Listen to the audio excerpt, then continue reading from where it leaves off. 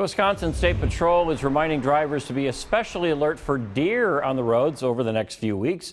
Deer and vehicle crashes typically peak during October and November. That's when the bucks are trying to find their mates. Last year alone, there were more than 20,000 deer-related crashes in Wisconsin. State troopers say it's a number that's just far too high. The best thing to do is brake firmly, try to avoid quick swerving motion, because essentially that's when you end up losing control of your vehicle and can cause a much more serious crash. See, if you do hit one, if you're able to get your car off the roadway, move it off the roadway, and then if the deer is out of the roadway and no one's injured, contact your local sheriff's office through their non-emergency number.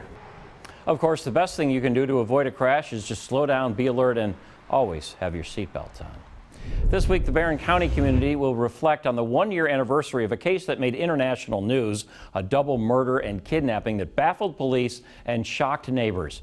Angelica Sanchez is in Barron County tonight with a recap of the case and looks ahead to tomorrow's news conference. On Monday morning, the Barron County Sheriff will be reflecting on the day one man's sinister actions put this small community under a national spotlight.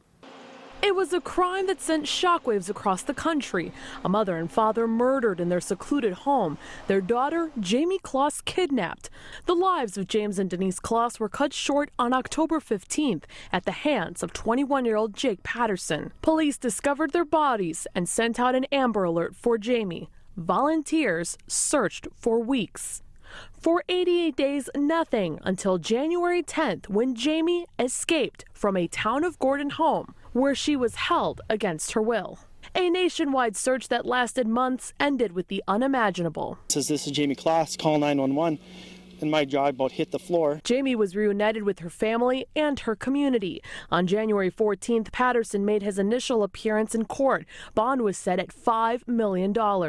His attorneys spoke on his behalf. We have a job to do in terms of representing our client and protecting his rights and his interests, but we also understand the pain and the emotion that has been generated within this community. It was learned Jayme was kept inside a cabin, forced to hide under a twin-size bed, sometimes without food, water, or access to a bathroom for hours.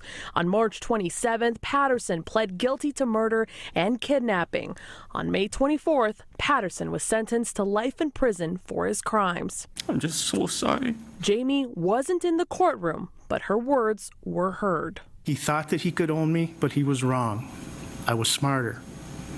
I watched his routine and I took back my freedom. The sheriff will be honoring members of his department. There will also be people from the National Center for Missing and Exploited Children out of Washington, D.C. It's not confirmed whether the Closs family will be in attendance. Reporting in Barron, Angelica Sanchez, Fox 6 News.